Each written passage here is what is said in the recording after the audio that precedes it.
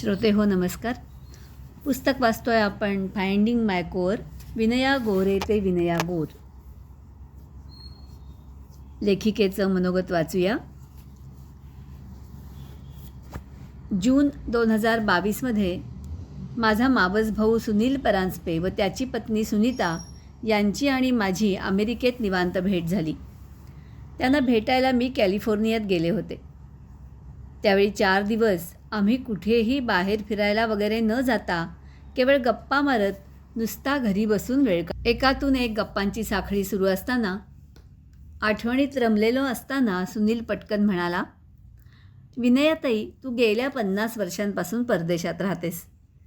जेव्हा केव्हा 15-20 दिवसांसाठी भारतात येतेस तेव्हा ओझरतीच भेटतेस. इतक्या वर्षात तू नेमकं काय काय केलंस? परक्या देशात तुझं बस्तान कसं बसवलंस? आपल्यापेक्षा अगदी वेगळ्या संस्कृतीत कशी रुजलीस? तेव्हा एकटेपणा वाटला का? यातलं काही म्हणता काही आम्हाला कधी समजलं नाही. पण आता तुझ्याशी बोलताना लक्षात येतंय की आम्हाला तुझ्याविषयी खूप कमी माहिती आहे. तू लिहूनच का नाही काढत सगळं? तेव्हा मी हे बोलणं हसण्यावारी नेलं. त्याच सुमारास माझी धाकटी बहीण वर्षा माझ्या 70व्या वाढदिवसाचा बेत आखत होती. तीसुद्धा मी हे लिखाण करावे यासाठी अगदी माझ्या मागे लागली. लिहून 50 वर्षांच्या परदेशातल्या आठवणी? कशाला ते? कोण वाचणार त्या? आणि माझ्या आयुष्याबद्दल कुणी का वाचावं? तरी तिचा हट्ट सुरूच होता. ताई, हे तुझे 50 वर्षांचे अनुभव तू शब्दबद्ध करच. तुझ्याबद्दल कोणालाच फारशी माहिती नाही. मला ही कल्पना फारशी पसंत पडली नाही. मी तिला स्पष्टपणे सांगितलं की एकतर आता मी माझ्या जीवन संघर्षांच्या कहाण्या इतरांना सांगण्याचे बंद केले आहे, आणि दुसरी गोष्ट म्हणजे त्या कालबाह्य झाल्या आहेत. माझ्या तत्कालीन संदर्भांचा आणि अनुभवांचा आजच्या पिढीला किती उपयोग होईल हे मलाच सांगता येत नाही. जानेवारी 2023मध्ये माझ्या 70व्या वाढदिवसाच्या कार्यक्रमात एका भाच्याने केदारने माझी मुलाखत घेतली आणि दुसऱ्याने कौस्तुभने स्लाईड शोची जोड दिली. त्या कार्यक्रमानंतर मग सारेच नातेवाईक आणि मित्रमैत्रिणी मी लिहावं यासाठी मागे लागले. त्याच वेळेस माझ्या सांगलीच्या शाळेने अनपेक्षितपणे मला जीवन गौरव पुरस्कार दिला. सगळ्यांचा आग्रह आणि हट्ट आणखीच वाढला. जगण्याच्या गडबडीत आपण ते क्षण सहज पार करतो. ती त्यावेळची गरज असते. आता लिहायचे म्हटले तरी आठवेल का सगळं? बघूया, प्रयत्न तरी करते, असं म्हणत या प्रकल्पाचा प्रारंभ झाला. आणि लक्षात आलं, मी खरंच वेगळं आयुष्य जगले आहे. हे आयुष्य म्हणजे यशस्वी करिअर आणि वर्क लाईफ हार्मनी जुळवण्याचा संघर्ष आहे, जिद्द आहे, ज्याची सुरुवात झाली 1970च्या दशकापासून. आईबाबांनी दिलेल्या संस्कारांच्या जोरावर एकटीने परदेशात राहून केलेला हा प्रवास आहे. ही जीवनकथा म्हणजे जीवन जगण्याची कलाच आहे. प्रकल्पाचा प्रारंभ झाला खरा, पण सुरुवात कशी करायची आणि शेवट कसा होणार याची काहीच कल्पना नव्हती. पुस्तक लिहायचं हे कधी डोक्यातच नसल्याने गेल्या 70 वर्षात काही नोट्स, टिपणं असं काही काढलं नाही. सुदैवाने आईने माझी सगळी पत्रे आणि फोटो जपून ठेवले होते. त्याचा खूपच उपयोग झाला. मग मीही माझ्याकडचे फोटो आणि थोडीफार कागदपत्रे एकत्र केली आणि भूतकाळात राहायला गेले. काही मित्रमैत्रिणींबरोबरच्या जुन्या आठवणी पुन्हा चाळवल्या. क्वचित कुठे विरलेल्या इतिहासाचे धागे जुळवले. आठवणींचा गोफ विणला. इथवर तर जमलं, पण आता पुढे काय? मराठीत पुस्तक कसं लिहायचं? मला तर यातलं काहीच ठाऊक नाही. अशातच निलिमा बोरवणकरची ओळख झाली आणि तिने मला बोलतं केलं. पुस्तकाचा श्रीगणेशा केला. काही कारणांनी ती फक्त सुरुवातीचा भागच लिहू शकली. आता पुस्तक पूर्ण कसं करायचं? मला मराठी बोलायला, वाचायला, लिहायला येतं, पण एक छोटंसं पानभर लिहिणं ते सुद्धा मी गेल्या 30 वर्षात केलेलं नाही आणि पुस्तक लिहिणं यात केवढा तरी फरक.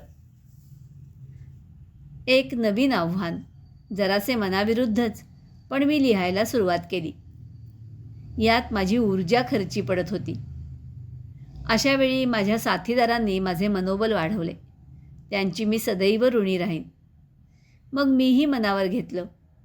नेहमीची व्यावसायिक वा इतर कामं जरा बाजूला ठेवून मी पुस्तक लिहायचं ठरवलं. हळूहळू ऊर्जा वाढत गेली. पाहता पाहता पुस्तक लिहून पूर्ण झालं. सगळ्यांनी मिळून घोड्यावर बसविलेल्या माझ्यातल्या लेखिकेचं पहिलं पुस्तक. मला क्लोदिंग ऑप्शनल बीच या बीचवर गेल्यासारखं वाटते. माझं यश, अपयश, केलेल्या चुका, मनातले अगदी खोल विचार, चौकटीबाहेरचं आयुष्य, लाजिरवाण्या गोष्टी, रोमांचकारी अनुभव, जीवनाचा लुटलेला आनंद, सगळं इथं मांडलं आहे. आधीही काही लपवण्यासारखं नव्हतं, फक्त ते आवर्जून सांगितलंही नव्हतं. आता मात्र आयुष्याचं पुस्तक पूर्णपणे उघडून तुमच्यासमोर ठेवले आहे. माझी धाकटी बहीण वर्षा तर माझ्या इतकीच किंवा माझ्यापेक्षाही जास्त जोरात कंबर कसून या प्रकल्पाच्या मागे उभी राहिली. तिच्या सर्वतोपरी मदतीमुळे आणि भक्कम आधारामुळेच हे पुस्तक शक्य झाले आहे. मी लिहिलेलं पहिलं पुस्तक. बोलता बोलता चक्क 2 भाषांमध्ये, मराठीबरोबर इंग्रजीतही लिहून झालं. वाचकांना काय वाटेल याची खूप उत्सुकता आहे. त्यांचं प्रेम मिळेल अशी आशा आहे. पण हे निव्वळ एक पुस्तक नाही, हे आहे माझ्या 70 वर्षांच्या जीवनानुभवाचे कथन. शक्य तेवढ्या प्रांजळपणे केलेले आत्मनिरीक्षण आणि आत्मपरीक्षण. अनेक आव्हानांना सामोरे जाताना साजरा केलेला आयुष्याचा आनंदोत्सव. विनया गोरे. प्रकरण पहिलं. प्रकरणाचं नाव आहे माझी जडणघडण. चौकस बालपण.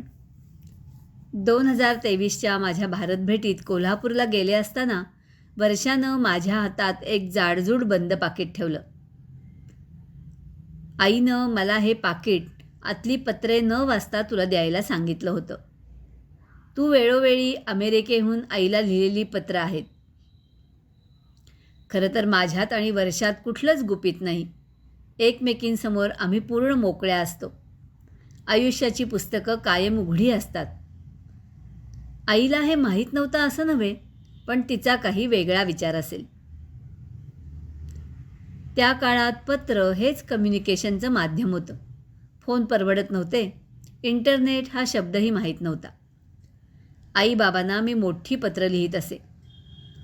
ती पत्र म्हणजे जणू माझ्या मनाचा आरसा असायचा, जो आईबाबांना स्पष्ट दिसायचा.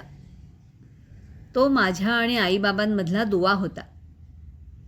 भारत अमेरिका जोडणारा पूल होता. माझं मन मी त्यांच्या मनाच्या लॉकरमध्ये सुरक्षित ठेवलं होतं. आईकडे त्याच्या किल्ल्या होत्या. तिची अखेर जवळ आल्यावर तिनं ती ठेव वर्षाला सांभाळायला दिली. त्या लॉकरमध्ये काय आहे हे माहीत असूनही वर्षानं ती ठेव जशीच्या तशी माझ्या ताब्यात दिली. त्या पाकिटात एक खास पत्र होतं. 40 वर्षांपूर्वी मी जेव्हा अवघड मानसिक अवस्थेतून जात होते, शेअर करायला कुणी नव्हतं, तेव्हा मनातली खळबळ, घरच्यांची आठवण, एकटेपणा, उदासी, यापुढं जे करायचे ते आपल्या एकटीच्या बळावर याचं आलेलं भान आणि माझ्या आयुष्यातील एका महत्त्वाच्या निर्णयाप्रती येण्याचा माझा प्रवास मी पत्रातून लिहित गेले. आणि ते पत्र पाठवायला पोस्ट ऑफिसमध्ये गेल्यावर लक्षात आलं की त्याला खूप जास्त किमतीची तिकीटं लागत आहेत. कारण ते पत्र तब्बल 22-23 पानांचं झालं होतं. ते वर्ष होतं 1979 आणि मी होते 26 वर्षांची. या पत्राने माझ्या आयुष्याची दिशा बदलून जाणार होती. मन भूतकाळात गेलं. मी 22-23 पानी पत्र लिहून आईबाबांजवळ मन मोकळं केलं होतं. त्याबद्दल आईनं बापू मामाला सांगितलं होतं. नुसतं सांगितलं नाही, तर मी अंतिम निर्णय घेण्यापूर्वी दिल्लीला जाऊन मामाला भेटावं असा आईबाबांचा आग्रह होता. आमचा बापू मामा हे आमच्या कुटुंबात एकदम आदरानं घेतलं जाणारं नाव. त्यानं लग्न केलं नव्हतं. दिल्लीला तो राहायचा, पण आमच्या सगळ्यांवर त्याचं लक्ष असायचं. कुटुंबात कुठलीही अडचण आली की बापू मामाकडे त्याचं उत्तर असे. त्याचा सल्ला सर्वांना मान्य असे. मग मीही अमेरिकेहून थेट दिल्लीला गेले. आई बाबा सांगलीहून आले. मामा मला आत घेऊन आला आणि म्हणाला, "हं, सांग, आता सगळं नीट सांग." स्वतः लग्न न केलेला मामा माझ्या संसाराबद्दल जाणून घेत होता. तो भारतात राहिलेला, माझ्या आधीच्या पिढीचा, संसाराचा अनुभव नसलेला. पण त्यानं माझं शांतपणे ऐकून घेतलं. अधूनमधून प्रश्न विचारले. पत्र लिहिण्याआधी माझा विचार पूर्ण झाला होता त्याची खात्री करून घेतली.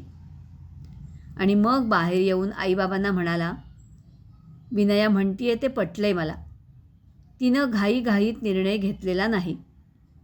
पुढं जे काही होईल त्याला तोंड द्यायची तयारी आहे तिची. तिच्या आयुष्याचा निर्णय तिनं घेणंच योग्य. आपण तिच्या पाठीशी उभं राहायला हवं इतकंच." वर्षाने मला वर्तमान काळात आणलं. नुकताच माझा 17वा वाढदिवस वर्षा, केदार, प्रांजली, कौस्तुभ, अमृता आणि नातवंडांनी पुण्यात मोठ्या झोकात साजरा केला. अरे बापरे, म्हातारपण आलं की काय.